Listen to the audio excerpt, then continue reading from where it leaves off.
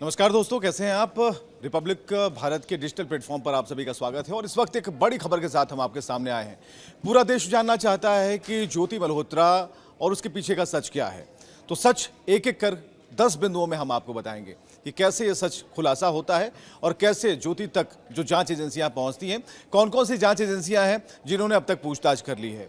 अब ज्योति मल्होत्रा जो कि इन्फ्लुएंसर हैं, यूट्यूबर हैं, लाखों लाख फॉलोअर्स हैं, उनके बारे में जो सच्चाई सामने आई तो पहलगाम हमले के बाद से लगातार एजेंसियां वैसे लोगों को ढूंढ रही थी, तलाश रही थी जो इस गेम के पीछे हैं।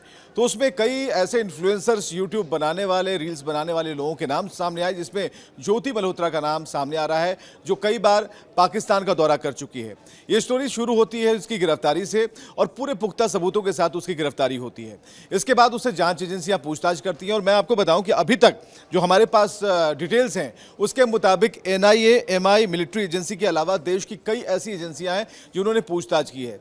अब ज्योति से पूछताछ हो रही थी और दूसरी तरफ रात के 2:30 बजे जो पुलिस है वो लेकर के उन्हें पहुंचती है, जांच टीम लेकर पहुंचती है उसके घर पर और कहानी आगे बढ़ती है। लेकिन इस दौरान कुछ कपड़े लेने की इजाज़त होती है। घर वालों से ज्योति बात नहीं कर पाती क्योंकि बाहर के कमरे में उनके पिता होते हैं और उनके पिता ने जो खुलासे किए वो भी हम आपको बताएंगे। तो अपडेट यही है कि रात के 2:30 से 3 बजे के बीच में एजेंसियां उन्हें लेकर पहुंचती है, पुलिस लेकर पहुंचती है।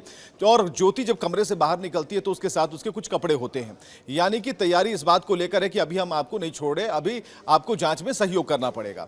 इसके बाद क्या होता है, इसके बाद जो खबर आती है उसके मुताबिक अपडेट ये है कि ज्योति मल्होत्रा ने पूछताछ में खुलासा किया था, एक नाम का खुलासा किया था, वो हरकीरत सिंह, वो व्यक्ति जिसने दानिश से ज्योति को मिलवाया था। ये एक बड़ा अपडेट हम आपको बता रहे हैं।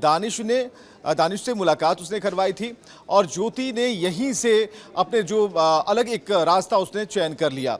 इसके बाद जब पूछताछ हुई तो हरकीरत सिंह को कल पुलिस ने बुलाया, काफ़ी देर तक बातचीत की और दानिश और ज्योति की मुलाकात उसने कराई है। ये बातें हरकीरत सिंह ने मान भी लिया पुलिस के सामने कि मैंने ही उन दोनों की मुलाकात कराई। चलिए, इसके बाद पुलिस ने हरकीरत सिंह के मोबाइल को रखा और ये डिटेल पूरी तरीके से अब पता लगाई जा रही है कि हरकीरत के फ़ोन से कहाँ कहाँ कॉल किए गए, क्या डिटेल्स शेयर की गई हैं, कब कब बात हुई है, किन से बात हुई है। तो ये तीसरा जो पॉइंट है काफ़ी अहम है। उसके बाद क्या है कि दोबारा सवाल अगर हरकीरत सिंह से करना होगा तो उसे फिर से बुलाया जाएगा। हालांकि पूछताछ के बाद उसे छोड़ दिया गया है, लेकिन जब भी फिर से पूछताछ करनी होगी तो बुलाया जाएगा। यानी कि ज्योति के एंगल में हरकीरत सिंह का नाम आता है और हरकीरत सिंह ये मानता है कि ज्योति की मुलाकात उसने पाकिस्तानी हाई कमीशन में उन्होंने करवाई थी। तो अब ये जो मसला है अब बढ़ता जा रहा है और हम आपको बता रहे हैं हरकीरत सिंह के बारे में एक छोटी सी जानकारी कि हरियाणा सिख गुरुद्वारा प्रबंधक कमेटी का मुलाजिम है। तो कुल मिलाकर पाकिस्तान जो जाते हैं, जो जत्था जाता है, उनका वीज़ा लगवाने का काम हरकीरत सिंह करता था।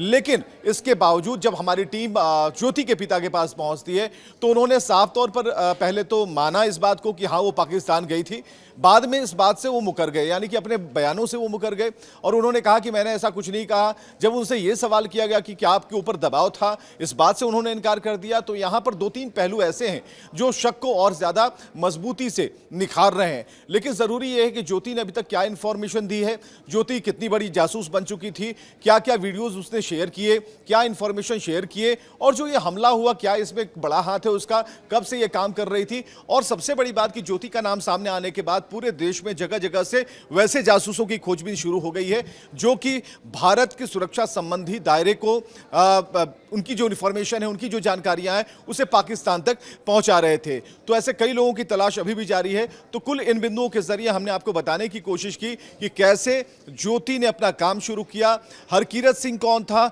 हरकीरत सिंह ने कैसे मदद की और जो एक नया नाम हरकीरत सिंह से आया नाम का व्यक्ति आया है उससे जांच एजेंसियां कैसे पूछताछ कर रही हैं। तो इसी तरह अपडेट खबरों के लिए आप हमारे साथ बने रहिए और बिंदुवार तरीके से हम आपको बताएंगे कि इस पूरे मसले में, खासकर ज्योति मल्होत्रा के मसले में, ये बात कैसे आगे बढ़ती है, क्या कोई रियल कनेक्शन भी है। तो ये जानना बेहद जरूरी है। तो कुछ समय का इंतजार कीजिए और लगातार अपडेट खबरों के लिए हमारे साथ बने रहिए। देखते रहिए रिपब्लिक भारत का डिजिटल प्लेटफॉर्म।